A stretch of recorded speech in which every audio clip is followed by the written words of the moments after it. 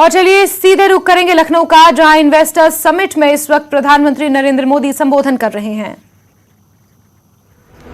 ये इसलिए क्योंकि मेरी एक और भूमिका भी है। आप सबने मुझे भारत के प्रधानमंत्री के साथ साथ उत्तर प्रदेश का सांसद भी बनाया है।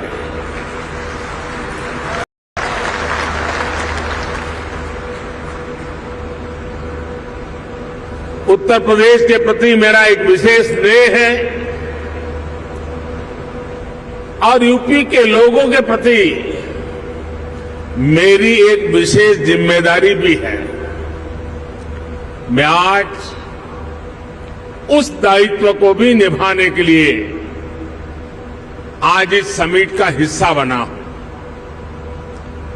और इसलिए मैं देश विदेश से यूपी आने वाले आप सभी इन्वेस्टर्स का अभिनंदन करता हूं, स्वागत करता हूं। साथियों, उत्तर प्रदेश की धरती अपने सांस्कृतिक वैभव, गौरवशाली इतिहास और समृद्ध विरासत के लिए जानी जाती है। इतना सामर्थ्य होने के बावजूद यूपी के साथ कुछ बातें जुड़ गई थी। लोग कहते थे यूपी का विकास होना मुश्किल है। लोग कहते थे यहां कानून व्यवस्था सुधरना नामुमकिन है। यूपी बीमारू राज्य कहलाता था। यहां आए दिन हजारों करोड़ के घोटाले होते थे। हर कोई यूपी से अपनी उम्मीदें छोड़ चुका था।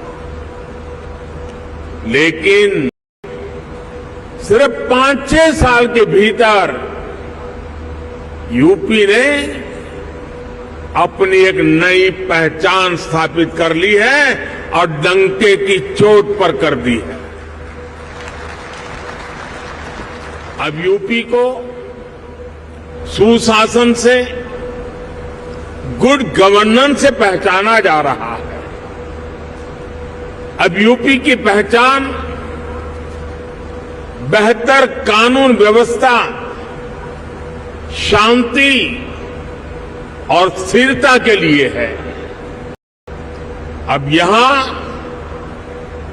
वेल्थ क्रिएटर्स के लिए नित्य नए अवसर बन रहे हैं। बीते कुछ वर्षों में आधुनिक इंफ्रास्ट्रक्चर, उत्तर प्रदेश के इस इंफ्रास्ट्रक्चर की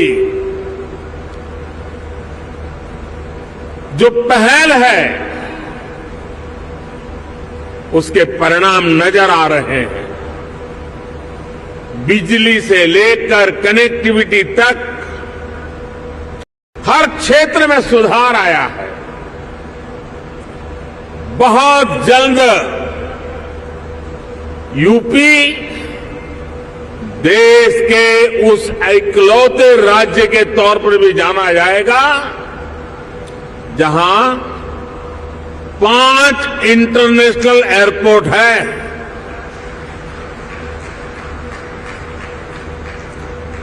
डेडिकेटेड फ्रेट कॉरिडोर से यूपी सीधे समुद्र से जुड़ रहा है। गुजरात और महाराष्ट्र के पोर्ट से कनेक्ट होता जा रहा है। इंफ्रास्ट्रक्चर के साथ साथ यूपी में सरकारी सोच और अप्रोच में ईज ऑफ डूइंग बिजनेस के लिए सार्थक बदलाव आया है। साथियों, आज यूपी एक आशा, एक उम्मीद बन चुका है। भारत अगर आज दुनिया के लिए ब्राइट स्पॉट है तो यूपी भारत के ग्रोथ को ड्राइव करने वाला एक अहम नेतृत्व दे रहा है।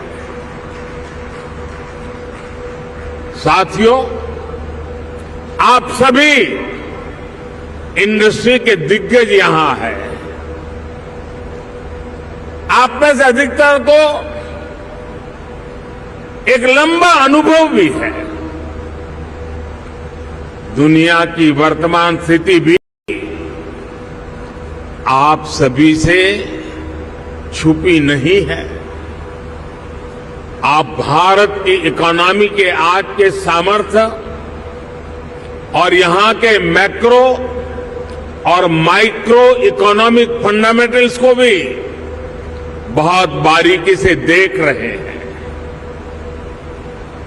आखिर पैंडेमिक और वॉर के शॉक के बाहर निकलकर भारत फास्टेस्ट ग्रोइंग इकोनॉमी कैसे बना है।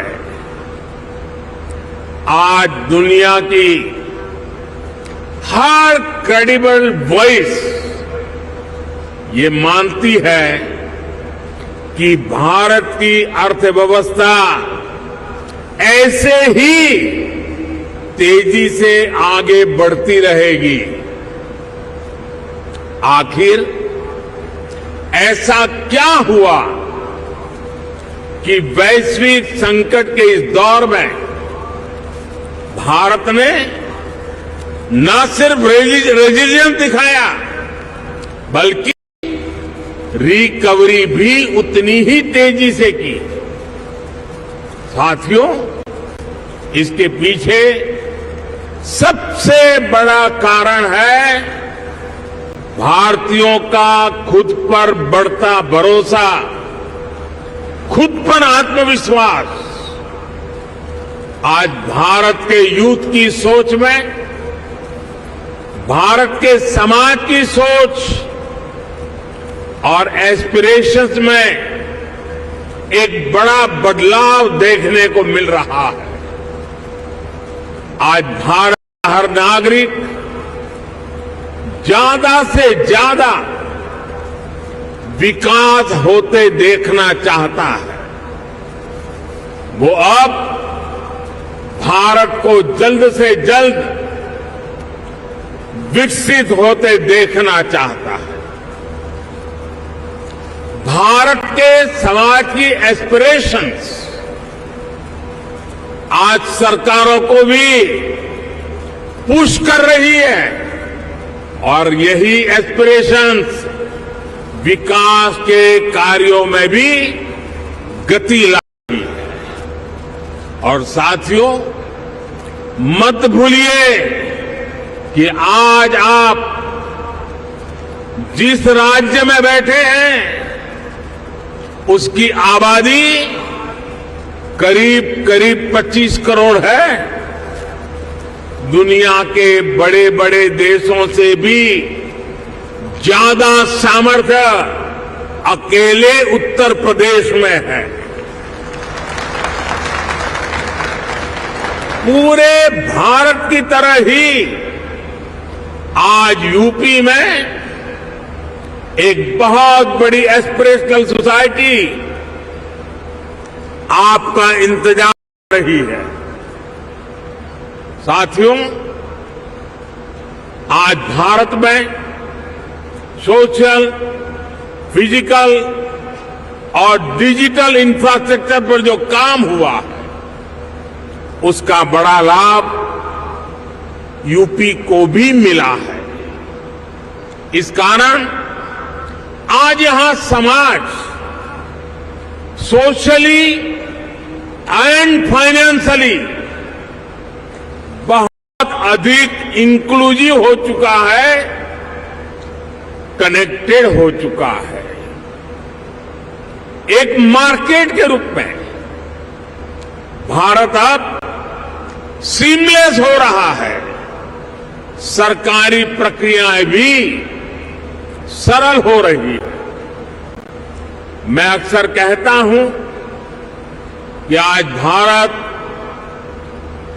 आउट ऑफ कंपल्सन नहीं, बल्कि आउट ऑफ कन्विक्शन रिफॉर्म करता है। यही कारण है कि भारत 40,000 से अधिक कंप्लायंसेस को खत्म कर चुका है, दर्जनों पुराने कानूनों को खत्म कर चुका है। साथियों, आज भारत सही मायने में स्पीड और स्केल के रास्ते पर चल पड़ा है। एक बहुत बड़े वर्ग की बेसिक जरूरतों को हमने पूरा कर लिया है, इसलिए वो एक लेवल ऊपर की सोचने लगा है, आगे की सोचने लगा है। यही भारत पर भरोसे का सबसे बड़ा कारण है। साथियों, कुछ दिन पहले भारत सरकार का जो बजट आया है, उसमें भी आपको यही कमिटमेंट साफ साफ दिखेगा।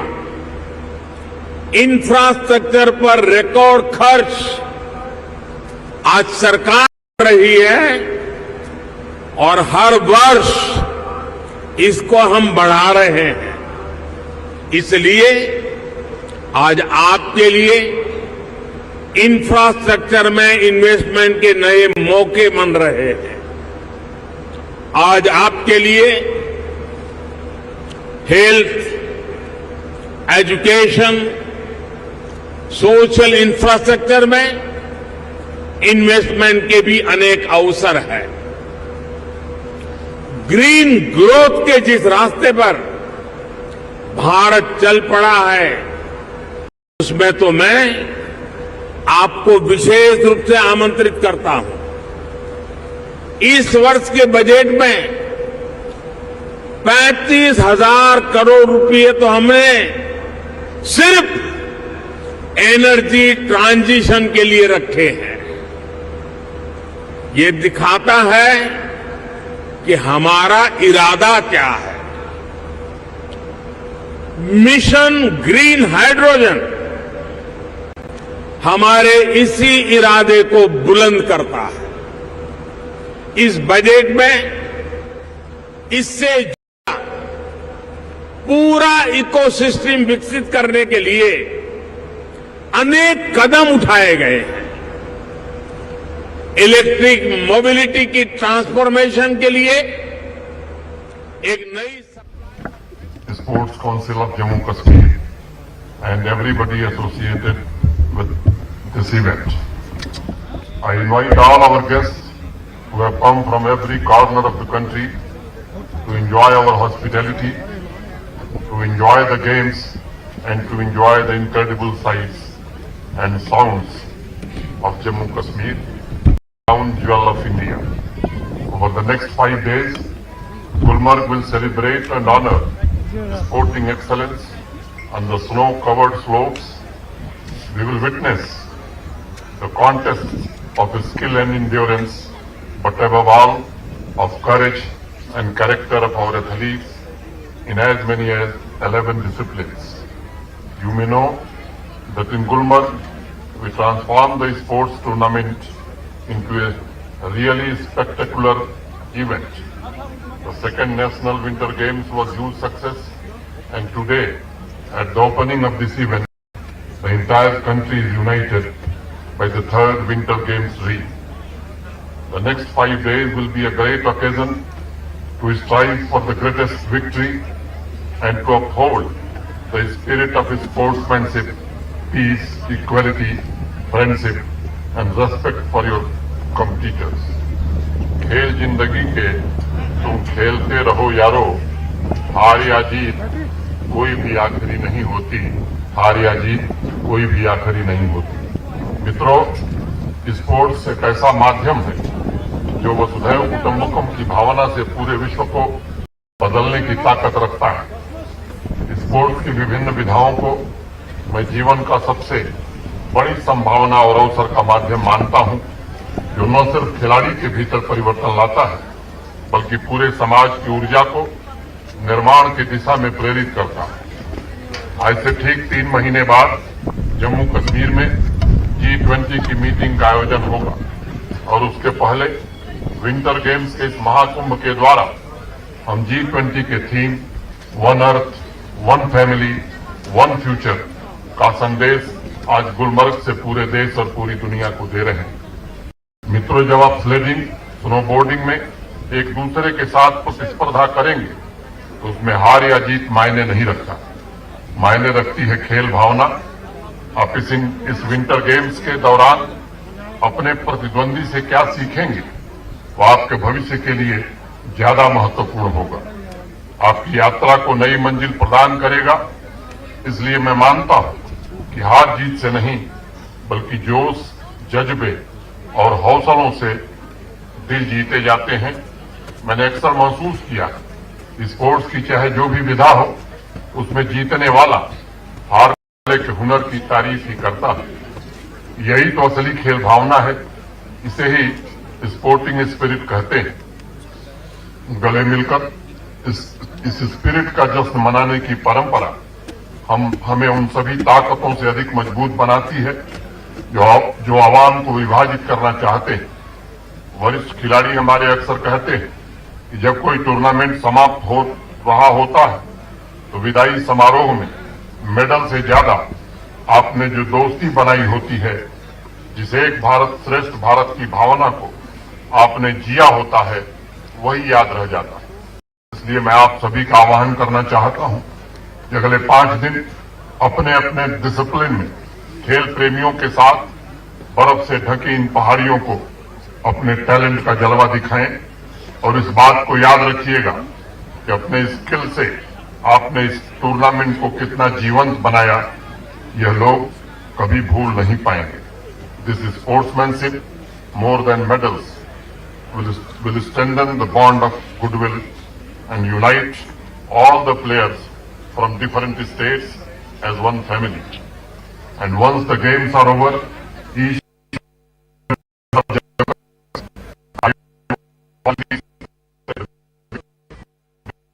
and if you have come second, accept that too with humility.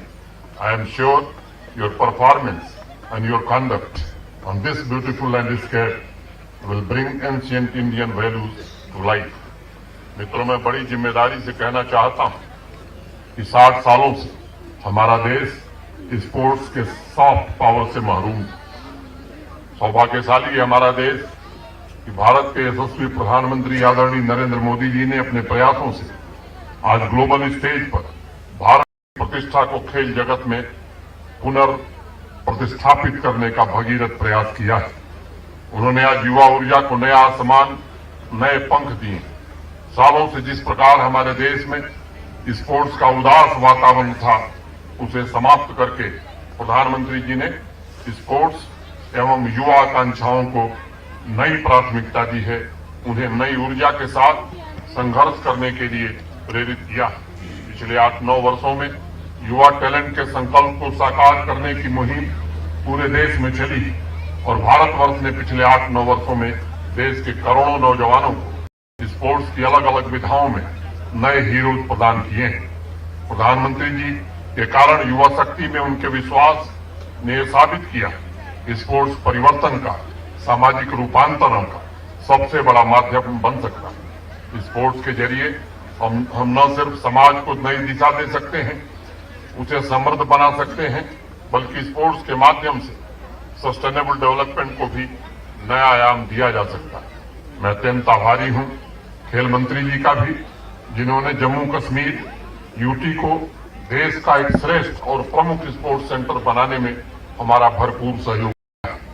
मैं आज कहना चाहता हूं, प्रधानमंत्री जी का फिर से एक बार आभार व्यक्त करना चाहता हूं कि आज स्पोर्ट्स का जो हमारा इंफ्रास्ट्रक्चर देश के किसी भी विकसित राज्य से बेहतर है।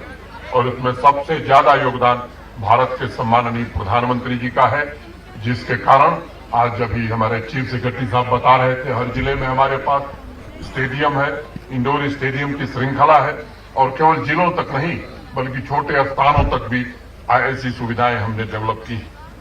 और मैं एक बात और कहना चाहता हूं, स्पोर्ट्स सेक्टर का जो जम्मू कश्मीर का बजट है, देश के सबसे बड़े राज्य उत्तर प्रदेश से ज्यादा है। महाराष्ट्र देश का बड़ा, मुंबई आर्थिक राजधानी मानी जाती है। महाराष्ट्र का जो बजट है वो शिक्षा और एजुकेशन एंड यूथ स्पोर्ट्स एक साथ मिला करके, हमारे यहां अगर दोनों हम मिला लें तो महाराष्ट्र से केवल 38 करोड़ कम बजट जम्मू कश्मीर का है। हरियाणा और केरल हमारे हमसे 2.5 गुनी 3 गुनी आबादी के राज्य हैं, उनसे भी हमारा बजट स्पोर्ट्स का ज्यादा है। तो ये हमारी प्रतिबद्धता को प्रदर्शित करता है कि जम्मू कश्मीर प्रशासन स्पोर्ट्स में हमारे खेलने वाले बच्चों के लिए, नौजवानों के लिए हर प्रकार की सुविधा उपलब्ध कराना चाहता है। दूर दराज के इलाकों में भी सर्वोत्तम सुविधाएं उपलब्ध कराने के लिए हमारे स्पोर्ट्स डिपार्टमेंट में, स्पोर्ट्स काउंसिल ने पूरी मेहनत की है, और आज जम्मू कश्मीर के कोने कोने में बिखरे स्पोर्टिंग टैलेंट को सही प्लेटफॉर्म मिले, इसकी कोशिश की जा रही है। अभी यहाँ चर्चा हो रही थी, भारत, आप सबको मालूम है कि भारत सरकार ने गुलमर्ग में एक सेंटर ऑफ एक्सेलेंस स्थापित करने की स्वीकृति प्रदान की है। अभी मंच पर मेरी माननीय मंत्री जी से बात हो रही थी, हमने उनसे अनुरोध किया और उन्होंने सहर्ष स्वीकृति भी दी कि एक इंटरनेशनल कंसल्टेंट भारत खेल मंत्रालय जल्द से जल्द अपने पहल पर अपने साथ जोड़ेगा और वो आकर के यहाँ की योजना बनाएगा, ताकि आने वाले दिनों में centre of excellence of winter sports Gulmarg में, हमारे सेक्रेटरी सरमद हफीज साहब ने कहा कि हम लोगों ने जगह भी चिन्हित कर ली है, तो यह भी हकीकत में ये सपना जल्दी से जल्दी पूरा हो, इसकी कोशिश भी हम सब आने वाले दिनों में करेंगे। हम हमारे जो युवा खिलाड़ी हैं उनके कैरियर को भी ठीक ढंग से आगे अवसर मिले, इसकी भी कोशिश की जा रही है। नई स्पोर्ट्स पॉलिसी में इसका ध्यान दिया गया है। केवल नॉन गजटेड नहीं, गजटेड पोस्ट पर भी हमारे जो अच्छे खिलाड़ी हैं उन्हें नियुक्ति दी जाए। अभी पिछले दिनों मैंने एक मीटिंग में मुख्य सचिव और स्पोर्ट्स सचिव से कहा था कि जल्दी से जल्दी इस मीटिंग को करके इस काम को भी हम समाप्त करें, ताकि लंबे समय से जो हमारे प्रतिभावान खिलाड़ी इससे महरूम थे उन्हें जल्दी से जल्दी हम अवसर दे सकें। पिछले साल खेल की विभिन्न विधाओं में 50 लाख से ज्यादा युवाओं ने भागीदारी की है। मैं यहाँ 3rd नेशनल विंटर गेम्स में भाग ले रहे सभी खिलाड़ियों से कहना चाहूंगा कि आपने वर्षों से कठिन प्रशिक्षण और प्रतिस्पर्धा के पश्चात जो मानदंड हासिल किया है, आज पूरी दुनिया को दिखाने का अवसर आया है। आइए अपने प्रदर्शन, खेल के आचरण से वो जादू दिखाएं जिसका पूरा देश इंतजार कर रहा है। I want to tell all the players, you are role models for millions of youth across the country. They are looking at you for inspiration. I am confident that each one of you will bring honor to the sports and to the country. अंत में 4 पंक्तियां कह के अपनी बात खत्म करूंगा। क्या हुस्न ने समझा है, क्या इश्क ने जाना है। क्या हुस्न ने समझा है, क्या इश्क ने जाना है। हम खाक नसीनों की ठोकर में जमाना है। ये इश्क नहीं आसान, इतना ही समझ लीजिए, एक आग का दरिया है और डूब के जाना है। एक आग का दरिया है और डूब के जाना है। मैं आप सबको हृदय से शुभकामना देता हूं और उम्मीद करता हूं कि एक सफल आयोजन 5 दिन बाद एक अच्छा अनुभव लेकर के आप जाएंगे। और अगर कोई दिक्कत आपको हुई तो मैं कह सकता हूं कि पूरा प्रशासन अपनी क्षमता से आपको सुविधाएं मिले इसकी कोशिश कर रहा है।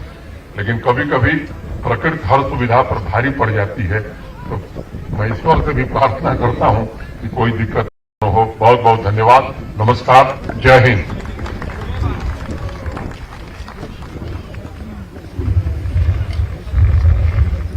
बहुत बहुत शुक्रिया सर आपका भी।